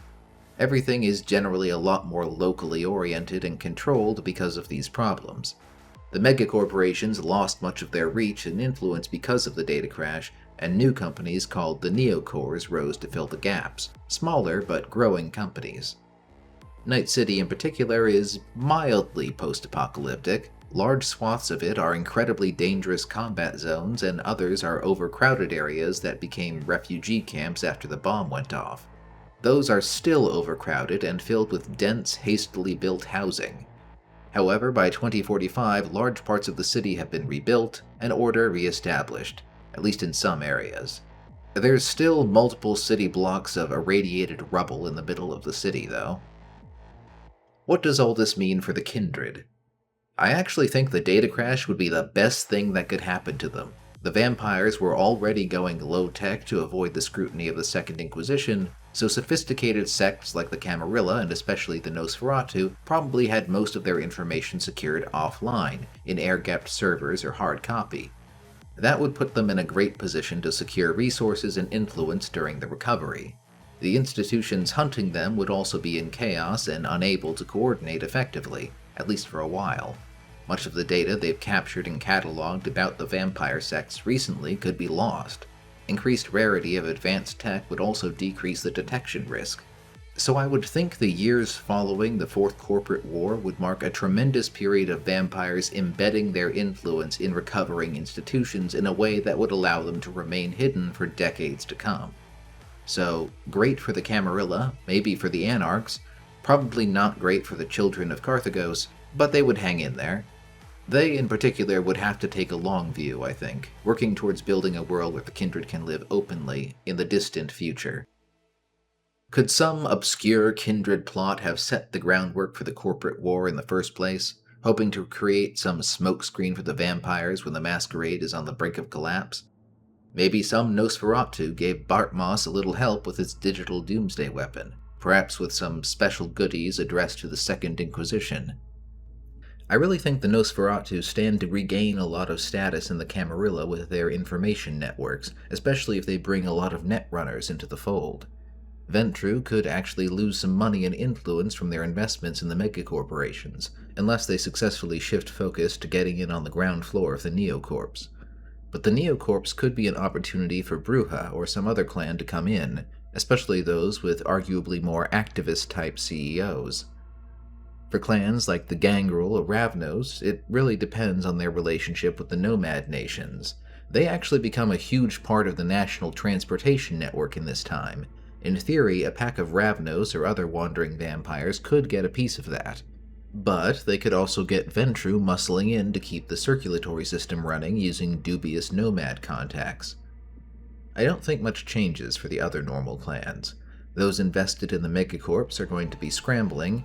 Local Anarchs might be able to take advantage of the general chaos to retake some territory, especially in the American West. As for the Cyberpunk clan, they'd have a few decades to grow in the time of the Red, and perhaps rise to be a significant force among the Anarchs of Night City. Greater Kindred society might notice they exist by that time.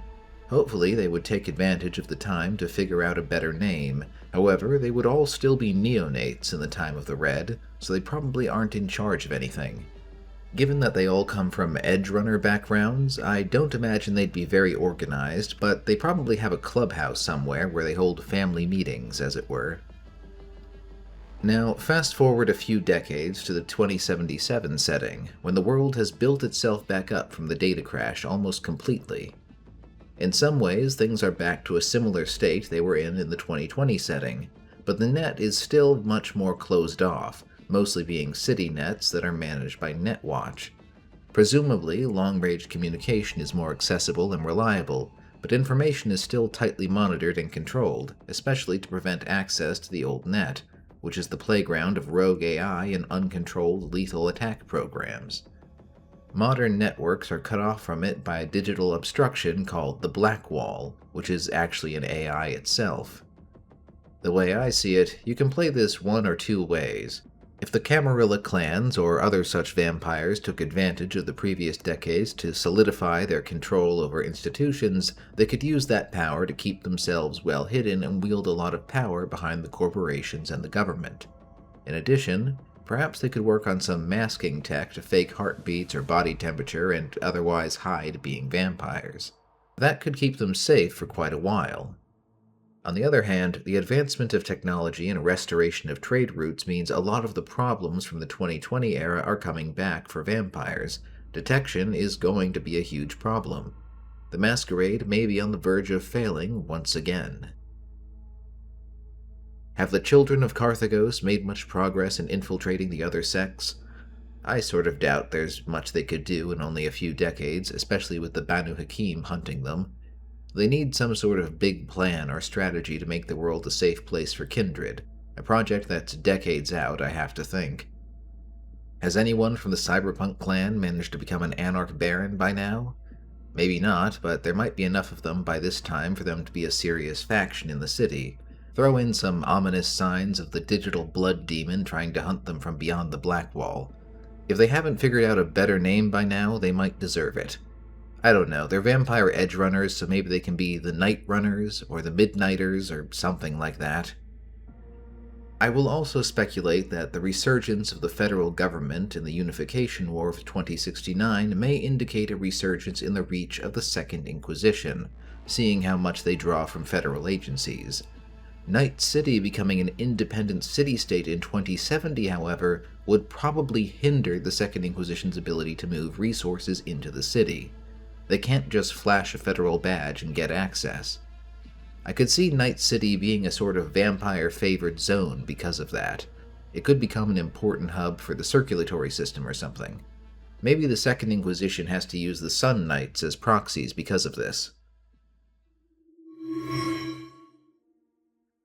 To close things off, there is one particular area of the newer vampire lore I want to talk about, and how it might interact with a particular piece of cyberpunk lore, namely something called the Gehenna War and the Beckoning in Vampire, and something called the Mideast Meltdown in Cyberpunk. The Gehenna War, or the Gehenna Crusade, is a somewhat mysterious conflict going on between ancient vampires. This was originally said to be combined to the Middle East because vampires in this setting trace themselves back to the biblical Cain, so their most ancient elders are likely buried somewhere in the region. Essentially, the Sabbat abandoned its holdings around the world to wage a preemptive crusade against the antediluvians to prevent them from rising to fight Cain. Both the Camarilla and the Ashira are very concerned by this and cooperated to secure their own resources in the region. At the same time, elder vampires around the world began experiencing a strange feeling, a strong compulsion to leave their holdings and journey to the Levant. This phenomenon is called the Beckoning, and its nature isn't clear. It's possible the antediluvians are calling the eldest of their children to their aid. Alternatively, it's been suggested that Methuselahs, a term for very old vampires that have been around for at least 1,000 years, are summoning these vampires to stop both the antediluvians and Cain. Nobody is really sure. The handful of elders that have resisted the call have had to sequester themselves and essentially seem to have gone mad. Some may have started devouring younger vampires. The younger vampires are mostly clueless about what's going on over there. The effect of this on the rest of vampire society is that the status quo elders had held in place around the world was suddenly quite upset, and most cities have barely any vampires more than 2 centuries old. In the Cyberpunk crossover, this probably means a smaller vampire population, so from a detection standpoint, this is probably a good thing. Maybe push the fall of the Masquerade back a few years. More recent updates to this situation tell us that the Middle East and Maghreb are only one of several major fronts of the Gehenna War, others being a Sabbat civil war in Brazil, fighting in the Baltic states, as well as a hunt for something ancient and buried in the Siberian wilderness. Also, apparently a number of Methuselah-worshipping blood cults have been springing up, and a growing number of disaffected vampires have left their sects entirely and struck out on their own due to the fighting. Plenty of players seem a bit disappointed by this area of the lore for various reasons, but let's set that aside. But to come back to the Middle East, something happened there in the Cyberpunk timeline in 1997 called the Mideast Meltdown. The 2077 game calls it the Suicide War.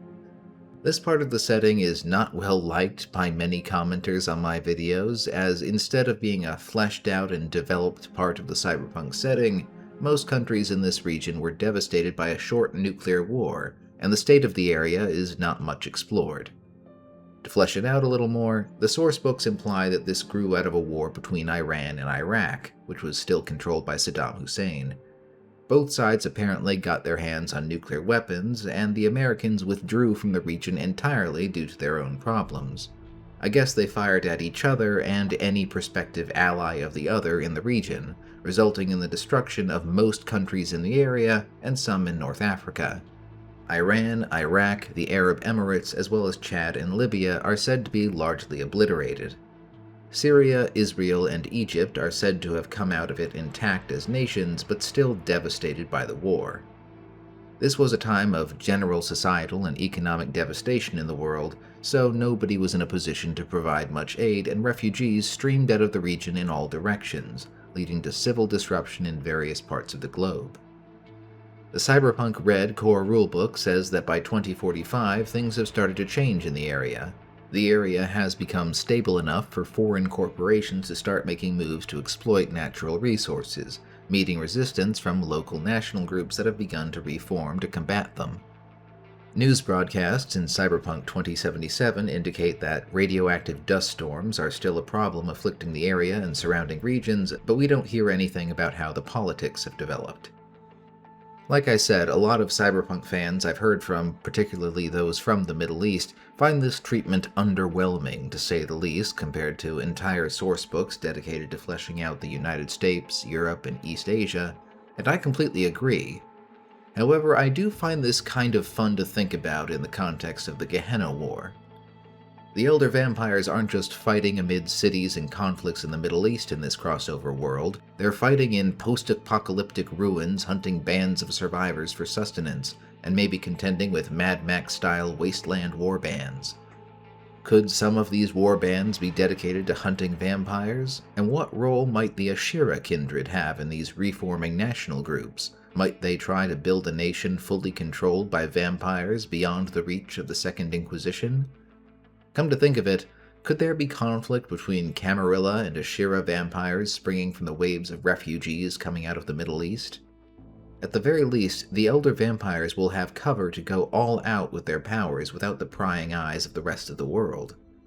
There's also that ancient blood sorcerer elder leading an independent faction of the Banu Hakim from their ancient stronghold somewhere in the region. There are a lot of vague pieces in this area of both settings that aren't very substantial on their own, but I think can be built into a pretty fun setting unto itself when combined if someone puts in the effort to flesh them out. I want to read someone's fanfiction of this, is what I'm saying.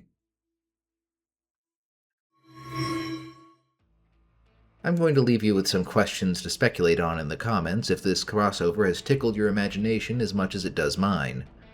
For Cyberpunk 2077 players, what clan would your V be a good fit for if embraced as a vampire? Would Night City be a Camarilla city or an Anarch city? Or maybe the Anarchs took over in the time of the Red, but then the Camarilla re-established themselves by 2077. Any ideas for the Prince of Night City? Mine is that Richard Knight didn't die, but got embraced, and has spent the past 80 years scheming to retake control of his city from the shadows through his company, Night Corp. He's definitely Ventru material. So maybe he's the chief antagonist to the cyberpunk anarchs of Night City. What would you rename the Cyberpunk clan if you could? Can you think of a better origin story? What would happen if you tried to turn a full-body cyborg with only a brain into a vampire? Would that even work? What would be the best cyber weapon for fighting a vampire? I mean, I would assume implanted flamethrowers in your forearms or something. If you sent a kindred into space, how would they be affected by the sun? Would they just go into torpor anytime the sun is hitting their ship or station? If you were making a cyberpunk vampire character, what backstory and combination of clan and role would you give them? A nomad Ravnos that was forced to leave their nomad family after being embraced? A Tremere techie? Bruja rocker boy? Ventru corpo? Those are the obvious ones. Maybe a Zamichi solo that's really into the exotic biosculpting scene? Or maybe you'd prefer to make a hunter character? I'm curious to read your answers. Okay, what the heck, I'm not sure when or if I'll make another video about Vampire the Masquerade, so I'm just going to give you my 5-minute review of all the Vampire the Masquerade games I've played. It's my video, I can do what I want. If anything I've said about it interests you enough to check out the franchise, take a look. There have been a few over the years. Vampire the Masquerade Bloodlines, released in 2004, is a classic for a reason. It's still probably the best video game to come out of this franchise. You play as a newborn vampire, a fledgling member of one of several clans you can choose, thrown into unlife on the streets of Los Angeles, ultimately getting caught up in events around a mysterious sarcophagus. It just drips with this very early 2000s grungy, gothic punk atmosphere, with a certain sense of humor that doesn't take itself too seriously, and there are a variety of choices available in gameplay. The visuals have actually held up surprisingly well for a game from that time as well. I don't think I can get across all the things this game does very well any better than the many nostalgic video essays you can find on the topic. It's a classic for a reason. However, it is a cult classic for a reason. It was janky when it first came out in 2004, and it's still janky now, apparently near unplayable at times due to the bugs. The combat is a bit of a mess to say the least, and not all those options I mentioned have too much depth to them. The Chinatown section in particular suffered from a cut-short development cycle, and a lot of what is there hasn't aged particularly well. You need an unofficial patch to get the most out of the game and make it playable. Some mods have also done a lot to restore unfinished content and add new content. I recommend it, but keep in mind what you're getting into.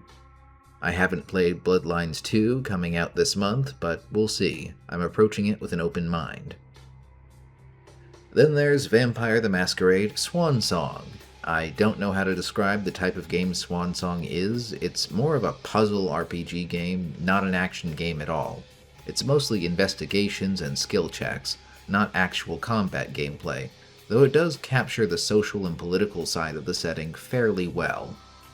It follows three characters in a moment of crisis for the Camarilla in Boston, uncovering conspiracies, confronting the Second Inquisition, and exploring the characters' own sordid pasts. It doesn't quite land the atmosphere I like for Vampire the Masquerade games, but it's not too far off. I like all of the characters' stories. Laisha has an interesting story involving the implications of her Malkavian madness obscuring her history. Galeb is an aristocratic Ventru that clashes with his more corporate child and goes head-to-head with Hunters as the city's oldest remaining vampire. The only one I had issues with was M's story. She's a Toreador with a fraught relationship with her sire, and I don't think the game does quite enough to make that drama interesting, mostly because the sire is just absent for a large middle portion of the game. It also annoys me just a little that she's the cover model for the game, wearing this really eye-catching costume, but in-game she wears it for all of 5 minutes in the prologue before switching to jeans and a leather jacket for the rest of the game. It's more practical, I know, but I still feel cheated. This sort of game is an acquired taste, but if you think it's up your alley, I'd give it a shot. Then there are the visual novels. These form sort of a trilogy. Coteries of New York, Shadows of New York, and The Reckoning of New York. These are 3 loosely related stories with a number of recurring characters.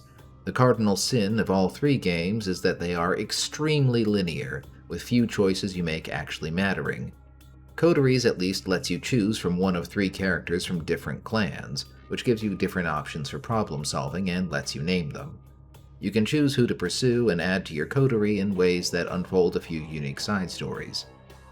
However, the climax of the story completely railroads you to a single ending and makes this really hard to recommend to anyone. Shadows of New York is by far the best of the 3 in my opinion, largely because the protagonist Julia is just a well-realized character. She's a chain-smoking Lasombra neonate put in an unenviable position. The Lasombra trying to join the Camarilla wanted a representative in New York, while the prince wanted someone weak enough to control. So, after destroying her mortal life as an investigative reporter to test her resilience, Julia was embraced to basically be a glorified assistant that has no power and does nothing important in the court of New York.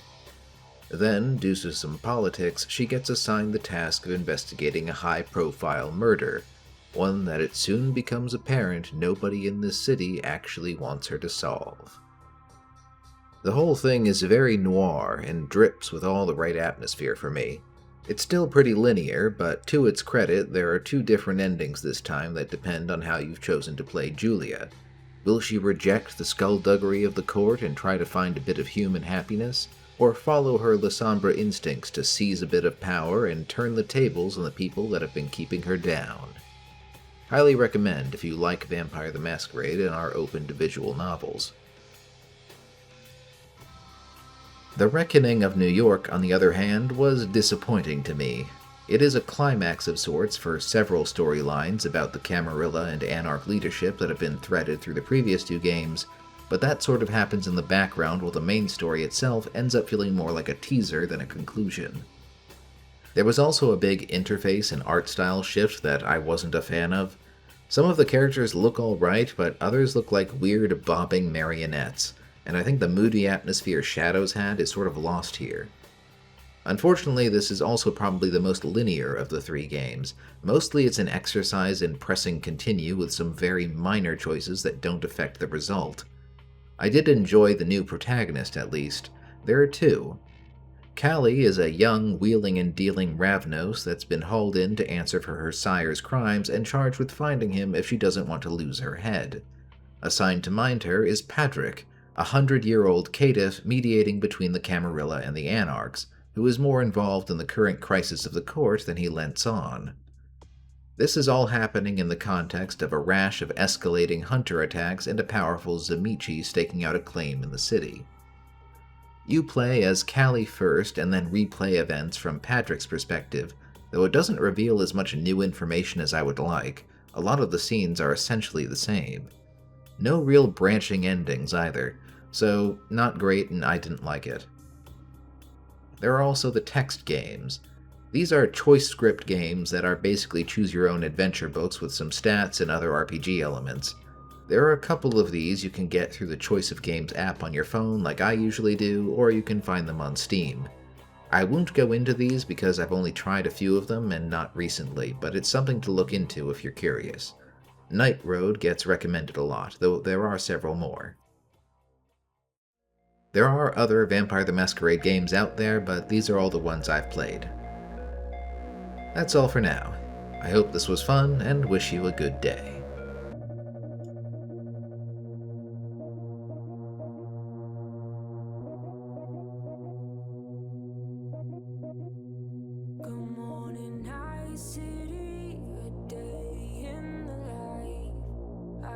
On my own, catching a